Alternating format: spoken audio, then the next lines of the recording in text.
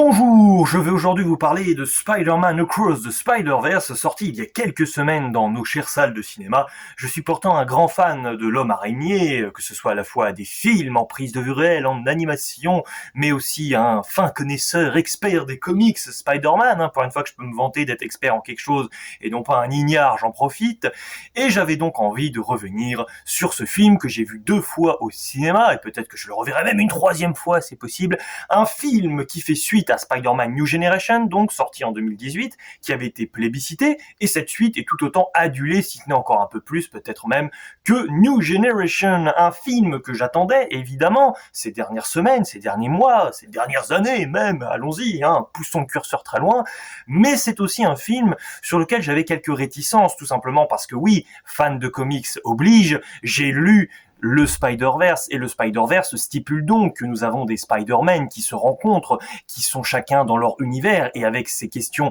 d'univers parallèles, les uns les autres vont finir par se rencontrer avec le voyage dans les différents univers parallèles. Forcément, scénaristiquement parlant, moi ça m'a toujours un petit peu fait peur dans les comics parce que malheureusement c'est un petit peu la foire à l'incompréhension, aux incohérences, à la complexité beaucoup trop chargée et au cerveau qui finit par exploser complètement. On pourrait apprécier un petit peu plus de simplicité dans les comics, donc là j'avais un petit peu peur de cet effet scénaristique dans le film, mais pour autant j'étais rassuré d'ores et déjà par l'animation en elle-même qui était absolument somptueuse dans les bandes annonces, bien sûr. Mais qu'en est-il du film? Parce que la bande annonce c'est bien gentil. Je vais revenir donc avec spoiler sur ce film puisque je suis probablement le dernier à en parler sur YouTube, mais je ne suis pas là à la course à l'échalote, donc je prends tout simplement mon temps pour sortir cette vidéo et même ici pour la tournée. Je vais parler très lentement avec un débit très lent. Non, je vais essayer d'être un peu fluide, au contraire. Bon, alors, clairement, qu'est-ce que j'ai pensé de ce film qui va utiliser la technique Doctor Strange 2, c'est-à-dire Miles Morales, cette fois-ci, eh bien, c'est notre personnage principal qui va aller crapahuter dans d'autres univers, là où dans Spider-Man New Generation, nous avions la technique Spider-Man No Way Home, c'est-à-dire d'autres personnages que nous ne connaissons pas qui débarquent dans l'univers de notre héros principal. Moi, j'ai toujours tendance à penser que c'est plus pratique et peut-être plus facile scénaristiquement de réussir une technique No Way Home que Doctor Strange 2 sur le papier, même si j'ai aimé Doctor Strange 2, donc après tout, tout est possible. Bon, alors ce film, qu'est-ce que j'en ai pensé? Alors c'est un film que j'ai trouvé magnifique, déjà, en termes d'animation, bien sûr, en termes de visuel, c'est-à-dire qu'il y a un réel travail d'inventivité, également concernant les textures, si je prends un exemple, à un moment donné, ce n'est pas un personnage absolument fondamental dans ce film, mais on voit le vautour qui a été complètement ici repensé en termes de costume, en termes de texture, et on a vraiment une association, un alliage de textures tout au long du film qui est assez impressionnant, et ça vraiment c'est assez formidable, bravo. C'est un film qui est brillamment pensé en termes de mise en scène, pas seulement uniquement en termes de visuel, où tu sens donc que finalement la mise en scène n'est là que pour transcender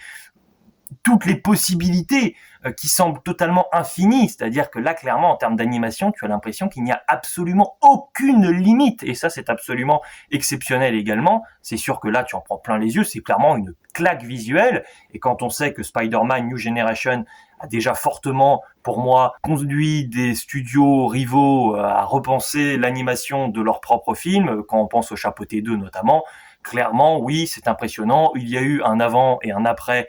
Spider-Man New Generation en termes d'animation, je pense que ce sera à nouveau le cas avec cette suite. Donc d'un point de vue technique, c'est absolument hallucinant. La contrepartie, c'est que peut-être que nous sommes dans une mise en scène et un visuel qui sont encore plus ostentatoires que Spider-Man New Generation, et de ce fait, mon problème avec le film, que j'ai beaucoup moins apprécié que Spider-Man New Generation, même si ça reste un film réussi évidemment, bien sûr, je vais pas crier au chef-d'œuvre avec Across the Spider-Verse, mais j'ai quand même quelques bémols à évoquer ici. J'ai clairement comme problème le fait que le film ne respire absolument jamais. C'est-à-dire que là où pour moi le rythme de Spider-Man New Generation était vraiment brillant, ici c'est quand même un peu plus chaotique, et ça c'est vraiment dommage parce que quand même en termes de visuel, oui c'est merveilleux, nous avons une colorimétrie également quand nous sommes dans l'univers de Gwen qui est franchement assez incroyable aussi à regarder, et c'est un vrai délice, c'est vraiment une saveur particulière et agréable, et t'es content d'être dans le film, la forme vraiment parvient aussi très bien à exposer le fond, c'est-à-dire que lors de moments, par exemple, où nous avons Gwen et son père qui s'enlacent, et bien clairement là tu sens toute une chaleur, une idée totalement d'énergie positive qui est véhiculée, et ça c'est absolument formidable par exemple. Et d'ailleurs, toutes les relations entre les parents dans ce film et les enfants, c'est vraiment très très très intéressant, et je pense que les enfants et les parents sont les personnages les plus intéressants du film, c'est-à-dire Miles Morales et ses parents, et aussi Gwen avec son père, ça c'est sûr, je pense. Et pour autant, donc, c'est un film qui va donc aller à 110 à l'heure par moment, je vais essayer de préciser l'idée, c'est-à-dire que nous avons dans la première partie du film, pendant la première heure et demie, des moments de bagarre, mais c'est plutôt bien rythmé, c'est à l'image de Spider-Man New Generation, c'est-à-dire qu'on a aussi peut-être un sentiment de redite, mais on a clairement l'univers de Gwen, l'univers de Miles, et on comprend absolument ce qu'il se passe. C'est clairement très classique pour du film de super-héros, mais ça fonctionne du tonnerre, donc on est content. On a un travail d'introduction du grand méchant du film et du suivant, parce que ce film est la première partie du gâteau, la première partie du diptyque, évidemment, c'est-à-dire le personnage de la Tâche, qui est un personnage très peu connu dans les comics, mais extrêmement intéressant. C'est très malin de l'avoir présenté ici, je trouve, comme si il n'était que le premier adversaire ici dans le film de Miles Morales, un adversaire qui est tourné en dérision et qu'on pense tout simplement qu'il va finir en prison assez rapidement, et en réalité, paf, il s'avère visiblement que c'est le grand méchant du film et surtout du prochain. Donc ça, c'est vrai que c'est quand même un tour de force, surtout qu'en termes de mise en scène et de dynamisme, eh bien, il permet de vraies confrontations au début du film avec Miles Morales. La contrepartie, à mon sens, c'est qu'on perd le méchant de vue parce que visiblement, on le réserve un petit peu pour la suite des hostilités, c'est-à-dire pour la suite. Et à ce compte-là, j'y viens tout de suite, mais j'ai quand même un problème, moi, avec le découpage de cette trilogie. C'est-à-dire que j'ai donc, pour moi, l'impression que cette première heure et demie de film de ce deuxième opus, c'est presque ce qu'on aurait pu avoir à la fin du premier. Ensuite, il nous reste 1 heure de film parce que le film dure 2h30 en tout. Et la dernière heure du film, tu sens que c'est l'introduction pour ce qui nous mène à un cliffhanger censé nous amener au troisième opus. Mais alors moi, je suis désolé, je trouve que la fin du deuxième opus retombe comme un soufflet. On essaie de nous faire monter la sauce. Apparemment, il y a beaucoup de suspense quant à la survie de Miles Morales. Pour moi, absolument pas. À la fin du film, Miles Morales n'est pas dans son univers, mais si on est attentif pendant le film, même si c'est bien fichu ensuite en termes de mise en scène, de parallèle entre le vrai univers de Miles Morales et celui dans lequel il se retrouve en réalité, il y a malgré tout des indices qui m'ont fait comprendre qu'on n'était pas dans son univers. Donc, à mon avis, très clairement, Gwen et ses amis de Spider-Man New Generation ne vont pas avoir beaucoup de difficultés à retrouver Miles Morales, s'ils ont bien compris cette idée que tout simplement Miles Morales s'est retrouvé dans l'univers dans lequel l'araignée est originaire, puisque c'est l'ADN qui vous propulse dans une machine et ensuite donc dans l'univers auquel votre ADN se rattache. Donc bon, à mon avis, à ce niveau-là, il n'y a pas vraiment d'enjeu et de suspense, vraiment. Et de plus, donc Miles Morales est attaché par son oncle et par lui-même, c'est-à-dire la version Miles Morales de l'univers dans lequel il se retrouve,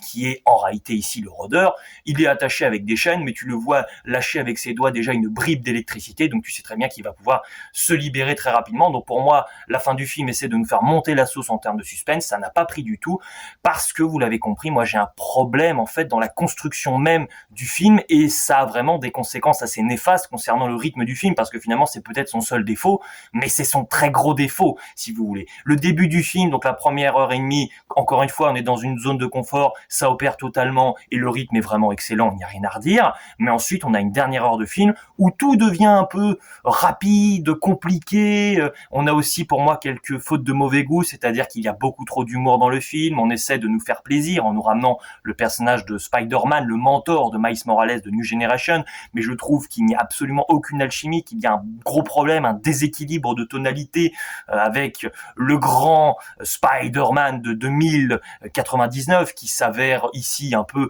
le grand gérant Spider de ce multivers, qui malheureusement d'ailleurs passe vraiment pour le méchant du film. On essaie de nous faire comprendre que c'est un anti-héros, qu'on pourrait comprendre ses motivations. Dans les faits, c'est quand même un peu compliqué. Pour moi, il est tellement éloigné de la définition même de Spider-Man, on fait des blagues sur le fait qu'il soit un vampire, que c'est un peu dur de voir un Spider-Man. Enfin, moi, j'ai vraiment eu du mal à voir un Spider-Man, parce que je trouve que c'est un personnage qui est encore plus éloigné que le personnage de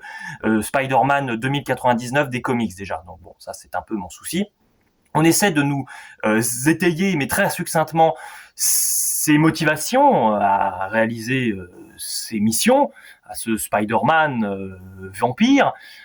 un peu à l'image du caïd dans Spider-Man New Generation, mais pour moi, c'était beaucoup plus clair et facile de comprendre les motivations du caïd, certes un grand méchant évidemment, mais c'était plus facile de s'identifier presque à ce qu'il désirait, même si c'était complètement perché, complètement inconscient et complètement fêlé bien sûr. Là moi j'ai eu du mal vraiment avec ce personnage, j'ai eu du mal à voir au-delà qu'un simple méchant random, parce que pour moi c'est vrai que nous avons un duo de scénaristes, j'allais dire de réalisateurs, mais pas vraiment, non, de scénaristes, c'est-à-dire Phil Lord et Chris Miller, qui nous ont déjà concocté la grande aventure Lego notamment. Nous avons une scène à un moment avec des Lego d'ailleurs où c'est très très très amusant, c'est extrêmement drôle parce que nous avons